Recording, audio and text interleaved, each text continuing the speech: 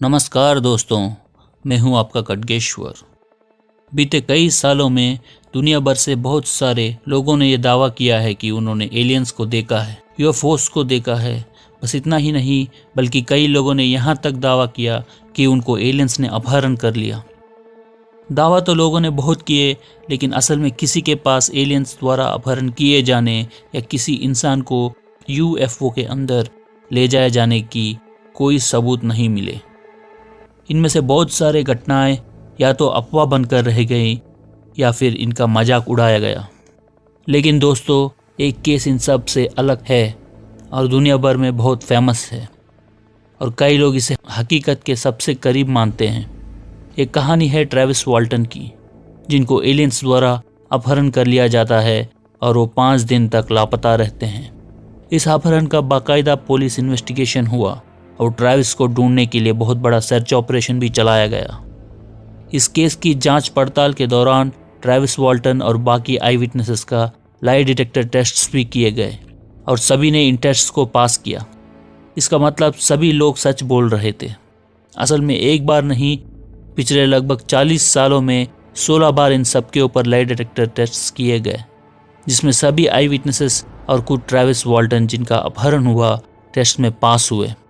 जरा सोच के देखिए, इतने सालों तक इन सभी लोगों का एक ही बात पर कायम रहना महज इत्तेफाक नहीं हो सकता, जबकि इस घटना की वजह से इन लोगों को बहुत परेशानियां झेलनी पड़ी।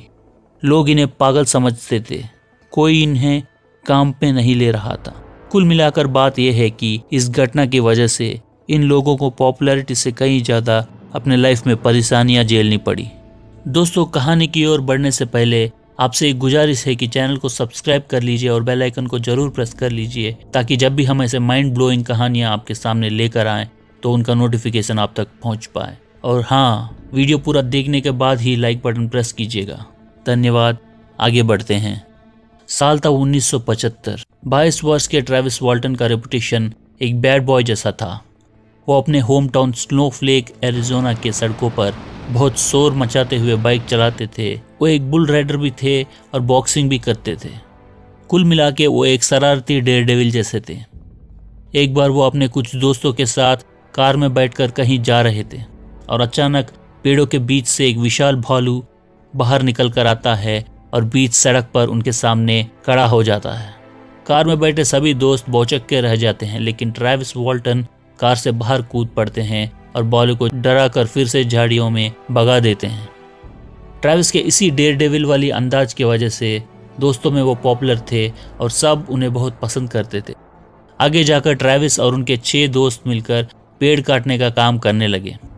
पेड़ों को काटने के लिए उनके पास कोई हेवी इक्विपमेंट नहीं था, बल्कि कुल्हाड़ियाँ, चाइन सॉस जैसे मामूली चीज़ों का इस्तेमाल कर रहे थे। दोस्तों, हम सब ये बात जानते हैं कि पेड़ काटना काफ़ी मेहनत भरा काम है और ये काम करने वाले लोग रफ एंड टफ टाइप के इंसान होते हैं, शारीरिक और मानसिक रूप से बहुत स्ट्रांग होते हैं। ऐसे लोग बेवजह एलियंस जैसे कोई फैंटेसी की बातें क्यों करेंगे, ये सोचने वाली बात है। 5 नवंबर 1975 माइक रॉजर्स को, जो ये 7 लोगों का टीम के बॉस हैं, एक बड़ा कॉन्ट्रैक्ट मिलता है। कॉन्ट्रैक्ट के मुताबिक सिटग्रीव्स नेशनल पार्क में 1200 एकड़ जमीन पर लगे पेड़ों को काटकर क्लियर करना था। माइक रॉजर्स और उनके साथी, जिनमें ट्रेविस भी हैं, अपने पिकअप ट्रक में पेड़ काटने वाले साजो सामान लोड करते हैं, फिर ट्रक में बैठकर काम के लिए रवाना हो जाते हैं। टीम के बॉस माइक रॉजर्स जानते हैं कि ये काम बहुत मुश्किल होने वाला है, क्योंकि बहुत बड़ा एरिया में पेड़ों को काट कर क्लियर करना था और ये बात को वो अपने साथियों को भी बोलते हैं ताकि वो मेंटली प्रिपेयर रहें।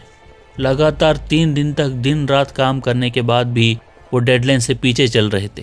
तीसरे दिन देर रात तक काम करने के बाद सारे इक्विपमेंट्स को ट्रक पर लाद कर जंगल के रास्ते से होते हुए मेन रोड तक पहुंचते हैं। फिर सभी वहां से अपना शहर स्नोफ्लेक की ओर आगे बढ़ते हैं। रोड के दोनों तरफ घना जंगल था। कुछ दूर ट्रक चलाने के बाद क्रू के बॉस माइक रॉजर्स और बाकी 6 लोग रोड के दाएं साइड में पेड़ों के बीच कुछ लाइट्स को देखते हैं। लाइट्स की रोशनी घने पेड़ों के उस तरफ से एक खुले मैदान से आ रही थी। शुरू में कोई इन लाइट्स पर ध्यान नहीं देता। वे सोच रहे थे कि कोई काम कर रहा होगा या फिर जंगल में आग लगी होगी। लेकिन जैसे जैसे वे लोग आगे बढ़ रहे थे, लाइट्स की रोशनी और तेज हो रही थी अब सबका ध्यान उन लाइट्स पर जाता है और उनमें से एक बोलता है कि वो चांद हो सकता है, लेकिन तभी ट्रक के लेफ्ट साइड में बैठे शख्स बोलता है कि चांद तो इस तरफ है। कोई समझ नहीं पा रहा था वो लोग किस चीज को देख रहे थे। तभी ट्रेविस वाल्टन सुझाव देते हैं कि क्यों ना हम सब वहां जाके पता करें कि वो चीज है क्या। शुरू में बाकी मेंबर्स थोड़ा हिचकिचाते हैं, लेकिन अल्टीमेटली सब एग्री हो जाते हैं। वैसे भी इन जंगल के रास्तों से वे अच्छी तरह वाकिफ हैं। माइक रॉजर्स ट्रक को चलाते हुए पेड़ों के कतार के एज तक पहुंच जाते हैं, जहां से खुला मैदान शुरू होता है। अब उनको 1 इंच भी आगे बढ़ने के लिए हिम्मत नहीं हो रहा था, क्योंकि वो सभी लोग एक बहुत बड़ा यूएफओ यानी एक एलियन शिप को हवा में मंडराते हुए देख रहे थे। किसी को भी अपने आंखों पर विश्वास नहीं हो रहा था। कुछ सेकंड्स के लिए सबका दिमाग ब्लैंक हो जाता है। वे लोग आश्चर्य में भी थे और बहुत डरे हुए भी। वे देख रहे थे कि बहुत बड़ा डिस्क शेप का एक मशीन जमीन से लगभग 100 फीट की ऊंचाई पर मंडरा रहा था। वो ना तो हिल रहा था ना ही घूम रहा था। उस चीज के ऊपर ग्रेविटी का कोई असर नहीं था। फिर ट्रेविस अचानक ट्रक से उतरकर उस यूएफओ के नजदीक जाने लगते हैं। ट्रक में बैठे बाकी लोग चिल्लाकर ट्रेविस को ट्रक में वापस आने के लिए बोलते हैं, लेकिन ट्रेविस उनके बातों को अनसुना कर देते हैं। ट्रेविस उस मंडराते हुए यूएफओ के लगभग नीचे तक पहुंच जाते हैं। ट्रेविस बाद में अपने इंटरव्यूज में बताते हैं कि यूएफओ के नीचे खूबसूरत लाइट के पैनल्स लगे हुए थे और यूएफओ का डिज़ाइन और इंजीनियरिंग लाजवाब था। ट्रेविस उस यूएफओ से अपना नज़र नहीं हटा पा रहे थे। कुछ सेकंड्स बाद वो अब वापस अपने दोस्तों के पास जाने के लिए पीछे घूमने ही वाले थे। यूएफओ धीरे से घूमने लगती है और उसके अंदर से एक तेज रोशनी का बीम ट्रेविस से आकर टकराती है और उनको लगभग 20 फीट तक हवा में उछाल कर गिरा देती है। माइक रॉजर्स और बाकी लोग जो ट्रक के अंदर से सब कुछ होता हुआ देख रहे थे काफ़ी घबरा जाते हैं और तेजी से ट्रक को चलाकर वहाँ से निकल जाते हैं। सब लोग बुरी तरह डर चुके थे और रो रहे थे। वे सोच रहे थे कि उनका दोस्त ट्रेविस मर चुका होगा, लेकिन कुछ दूर जाने के बाद माइक रॉजर्स ट्रक को रोक देते हैं। ट्रेविस को अकेले वहाँ छोड़ के आना किसी को अच्छा नहीं लग रहा था। सब लोग मिलकर डिसीजन लेते हैं कि वापस जाके ट्रेविस को लेके आएंगे, लेकिन जब वो वहाँ पहुँचते हैं यूएफओ वहाँ से जा चुका है। सब लोग बहुत रिलीफ महसूस करते हैं और ट्रेविस के लिए ढूंढने लगते हैं, लेकिन ट्रेविस का कहीं कोई नामो निशान नहीं मिलता। कई घंटों तक वे लोग ट्रेविस को हर तरफ ढूंढते हैं, लेकिन कोई फायदा नहीं होता। किसी को भी कुछ समझ में नहीं आ रहा था। फाइनली उनको पुलिस को बुलाना पड़ता है, लेकिन वे अच्छी तरह जानते हैं कि पुलिस सीधा उन पर ही शक करेगी, क्योंकि ये यूएफओ वाली बातें पुलिस कभी मानेगी ही नहीं। थोड़ी देर बाद 2 पुलिस ऑफिसर्स वहां पहुंचते हैं। फिर माइक रॉजर्स और बाकी कोवर्कर्स पूरी घटना के बारे में पुलिस ऑफिसर्स को बताते हैं, लेकिन जैसे वे लोग सोच रहे थे कि पुलिस का शक सीधा उन पर ही जाएगा, ठीक वैसे ही हुआ। पुलिस ऑफिसर्स ट्रक का तलाशी लेते हैं और फिर सब लोगों का भी तलाशी लेते हैं। वो यह भी देखते हैं कि कहीं ये लोग ड्रग्स के नशे में तो नहीं हैं। करीब 2 घंटे बाद सुबह होने लगती है। फिर ट्रेविस को ढूंढने के लिए बहुत बड़ा सर्च ऑपरेशन चलाया जाता है, जिसमें कई सारे सर्च टीम्स, स्निफर डॉग्स, कई सारे वॉलंटियर्स भी शामिल होते हैं, लेकिन ट्रेविस का कोई पता नहीं चलता। अब पुलिस का शक ट्रेविस के साथियों पर और गहराता जा रहा है, लेकिन माइक रॉजर्स और बाकी लोगों के पास अपना बेगुनाही साबित करने का कोई रास्ता नहीं था, जिसके वजह से उनको बहुत लंबी सजा भी हो सकती थी। लगातार 2 दिन सर्च ऑपरेशन चलाने के बाद भी ट्रेविस का कोई अता पता नहीं था। अब सिर्फ पुलिस ही नहीं बल्कि पूरा स्नोफ्लेक शहर के लोग मानने लगे थे कि ट्रेविस की इन दोस्तों ने ही ट्रेविस के साथ कुछ गलत किया है और इस बात को छुपाने के लिए यूएफओ का नाटक कर रहे हैं। बहुत जल्द ये खबर नेशनल और इंटरनेशनल मीडिया तक पहुंच जाता है और दुनिया भर में एलियन अबडक्शन यानी एलियंस द्वारा एक इंसान का अपहरण किए जाने का नाम से काफ़ी वायरल हो जाता है। क्यों ना हो, आखिर ये इंसिडेंट ही ऐसा है। आए दिन मीडिया द्वारा पुलिस के ऊपर इस केस से जुड़े और इन्फॉर्मेशन को रिवील करने का प्रेशर बढ़ता जा रहा था। दोनों पुलिस ऑफिसर्स जो इस केस का इन्वेस्टिगेशन कर रहे थे डिसाइड करते हैं कि ट्रेविस वाल्टन के साथियों का पॉलीग्राफ टेस्ट कराया जाए। इसके लिए कंट्री के one of the best polygraph expert को बुलाया जाता है, जिनके एक्यूरेसी रेट 95 से लेकर 98% तक था। फिर एक एक करके सभी 6 लोगों का पॉलीग्राफ टेस्ट कंडक्ट किए जाते हैं, जिनमें हर एक शख्स से 2 घंटों तक पूछताछ की जाती है। और पूछताछ के ज़्यादातर सवाल क्रिमिनल इन्वेस्टिगेशन से जुड़े थे, क्योंकि पुलिस को विश्वास था कि ट्रेविस वाल्टन का हत्या की गई होगी, ना कि एलियंस द्वारा अपहरण। लेकिन सभी 6 लोगों के बयान एक जैसे थे और सब इन पॉलीग्राफ टेस्ट में पास हो जाते हैं। अब पुलिस ऑफिसर्स जो इस केस के इन्वेस्टिगेशन कर रहे थे, टेस्ट्स के रिजल्ट्स को देखकर हैरान रह जाते हैं। उनको समझ नहीं आता क्या करें। फिर 5 दिन बाद अचानक ट्रेविस वापस आ जाते हैं। लेकिन कैसे? इन 5 दिनों में ट्रेविस कहाँ थे? उनके साथ क्या हुआ था? चलिए जानते हैं। एक दिन रात को अचानक ट्रेविस वाल्टन खुद को एक सुनसान सड़क पर पाते हैं। वो जमीन पर लेटे हुए थे और आसमान की ओर देख रहे थे। वे खुद को काफी कमजोर महसूस कर रहे थे। सब कुछ धुंधला सा दिख रहा था। फिर से वही यूएफओ उनके ऊपर मंडराता हुआ और तेजी से आसमान में गायब होता हुआ देखते हैं। ट्रेविस काफी कमजोर थे, लेकिन जैसे तैसे वो खड़े होते हैं।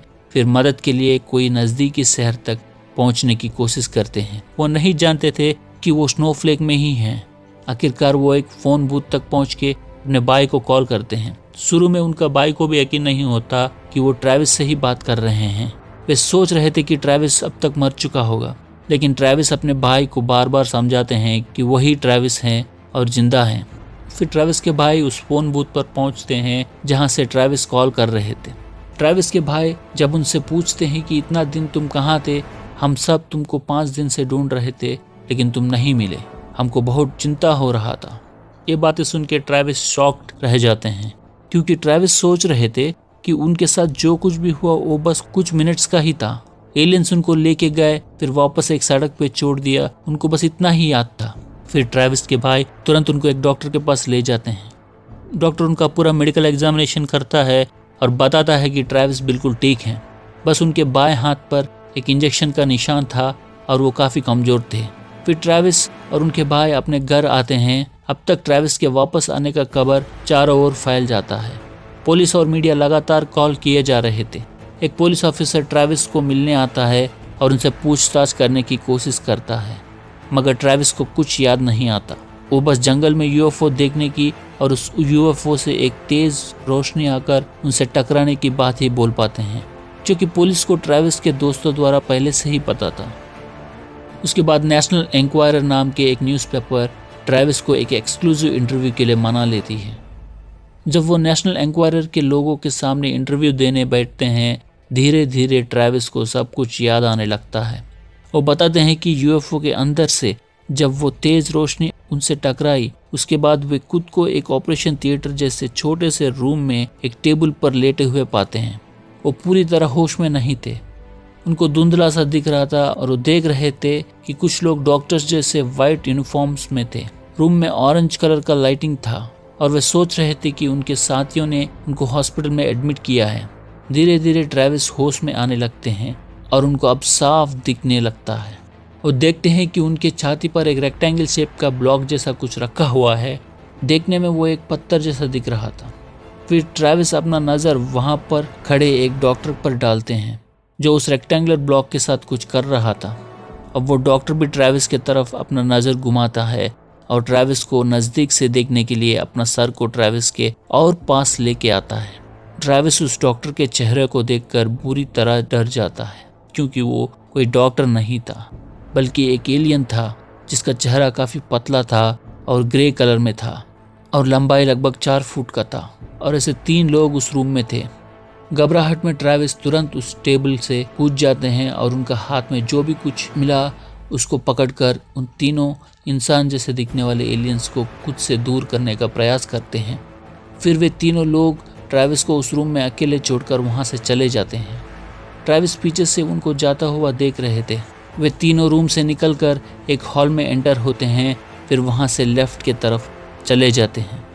ट्रेविस इतना डरे हुए थे कि हिल भी नहीं पा रहे थे, लेकिन जैसे तैसे हिम्मत जुटाकर वहाँ से भागने का कोशिश करते हैं। वो रूम से निकलकर वही हॉल में पहुँचते हैं जहाँ वो तीनों एलियंस गए थे, लेकिन वो राइट की तरफ भागते हैं क्योंकि एलियंस लेफ्ट की तरफ गए थे।